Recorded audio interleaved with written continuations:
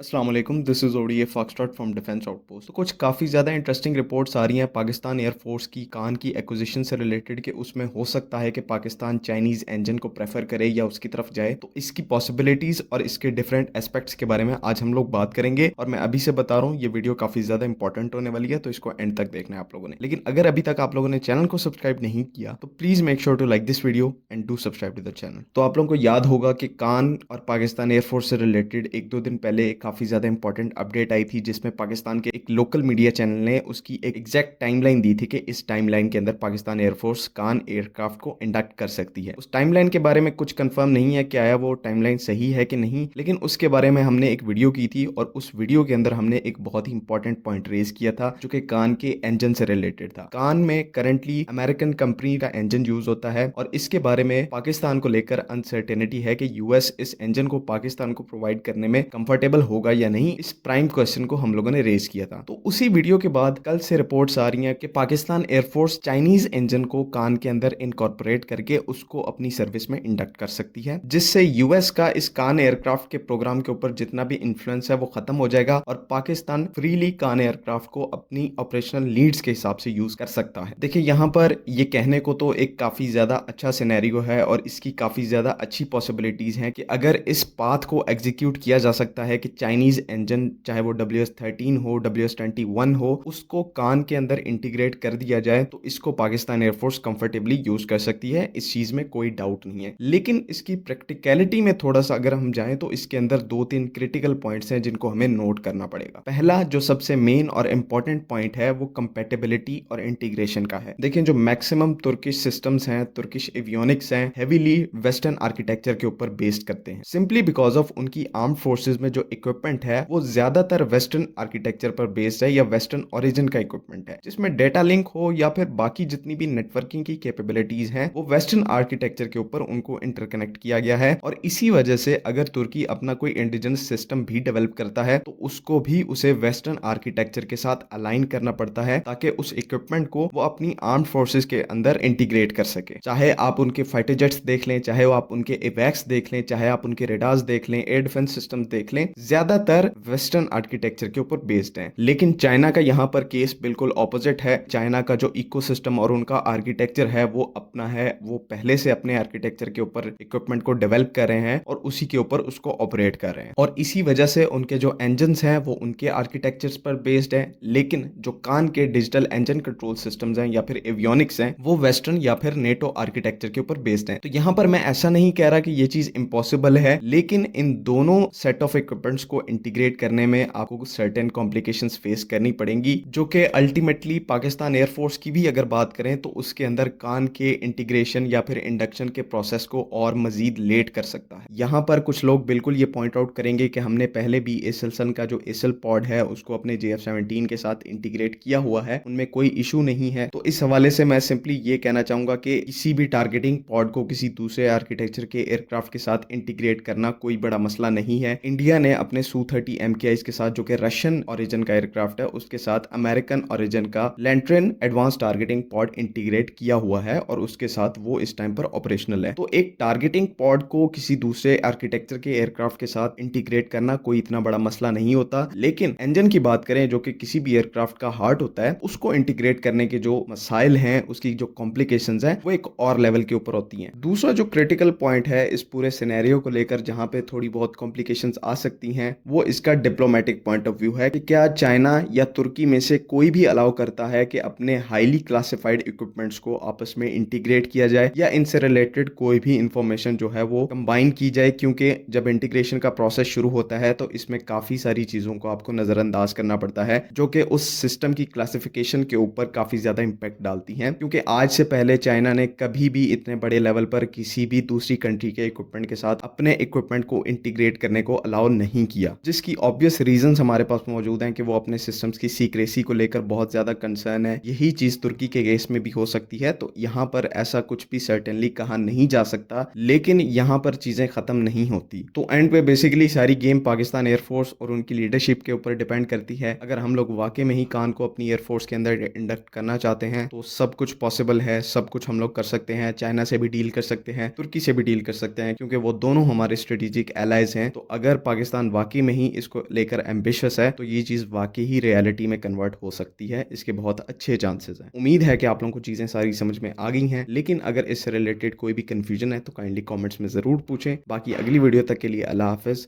Pakistan ज़िंदाबाद।